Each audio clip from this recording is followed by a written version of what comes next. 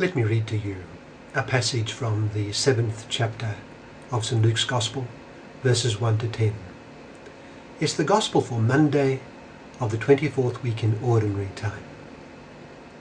St. Luke writes, "When Jesus had finished all his words to the people, he entered Capernaum.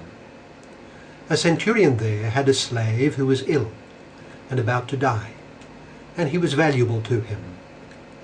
When he heard about Jesus, he sent elders of the Jews to him, asking him to come and save the life of his slave. They approached Jesus and strongly urged him to come, saying, 'He deserves to have you do this for him, for he loves our nation, and he built the synagogue for us.' And Jesus went with them. But when he was only a short distance from the house, the centurion sent friends to tell him, 'Lord, do not trouble yourself, for I am not worthy to have you enter under my roof. Therefore I did not consider myself worthy to come to you, but say the word, and let my servant be healed. For I too am a person subject to authority, with soldiers subject to me, and I say to one, Go, and he goes, and to another, Come here, and he comes, and to my slave, Do this, and he does it.' When Jesus heard this, he was amazed at him, and turning said to the crowd following him, 'I tell you, not even in Israel have I found such faith as this.' When the messengers returned to the house, they found the slave in good health." That's from Luke chapter 7, verses 1 to 10. What does it suggest to us? That centurion, let's think of him. The man was a pagan. There is no suggestion that he was a convert to the Jewish faith. We are not told from what country he came. It may have been from, Italy, even from Rome, but it could have been from anywhere in the empire. There would be future emperors who were not Italian. Trajan and Hadrian were from Spain. This centurion's religion could have been any one of the many that were rife in the empire. It may have been a kind of ancestor worship, or he may have approximated to the religion of the Jewish nation. Whatever of these possibilities, he was a good man. He had regard for his slave, and he did not want him to die. The slave was not just a pawn in his hands. The Jewish elders of the place regarded him as very deserving, despite their dislike of the Roman occupation. And he had actually built the synagogue of Capernaum for them. The elders told Jesus that he loved the Jewish nation, which may have been very unusual for the Roman occupier. Elsewhere in the Gospel, Pilate is recorded as having massacred Jews in the temple. Furthermore, he did not presume to come to Jesus himself. He sent elders of the Jews to represent him, and they did so willingly and actively advocated for him. When he saw or was told of Jesus approaching his house, he sent friends, not just servants, to Jesus to tell him he was not worthy to have him enter his home. And this was not just an exercise in politeness. The centurion did not feel up to having Jesus enter his dwelling, so overwhelmed was he at having such a holy person grace his house. His humility did not admit of it, and Jesus did not press to enter. The centurion made it clear, though, that he had no doubt that Jesus had the power simply to command the mortal sickness to leave his servant, and it would be done. He was a very good man.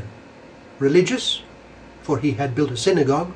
Humble, very respectful before Jesus of Nazareth, and had unbounded faith in his power.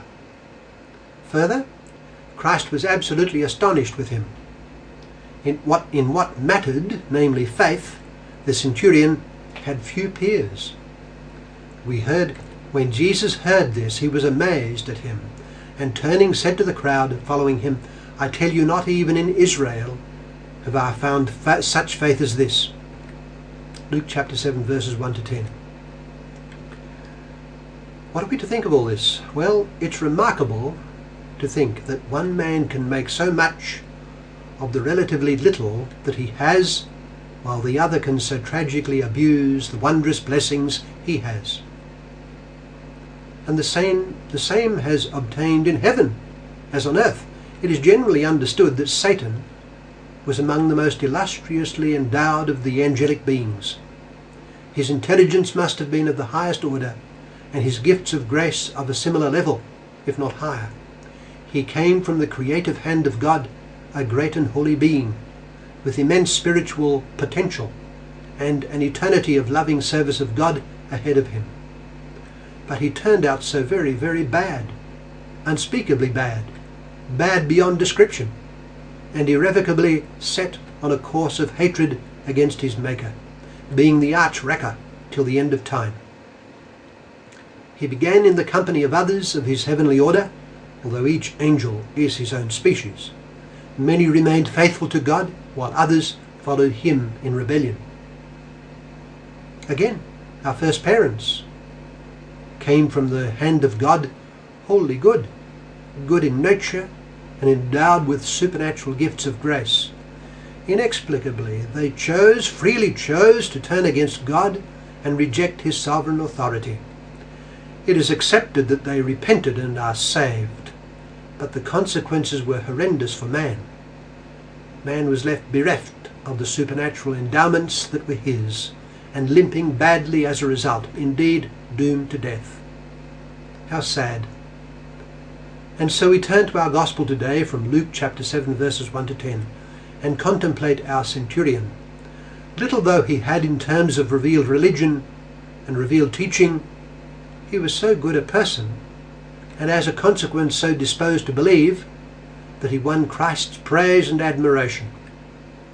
But contemplate, on the other hand, many of those blessed with God's revelation and his choice. Many of the scribes and Pharisees, many of the Sadducees, many of the priests, and certainly the temple aristocracy hated Jesus the more they saw of him. He was a threat to their preferred sovereignty.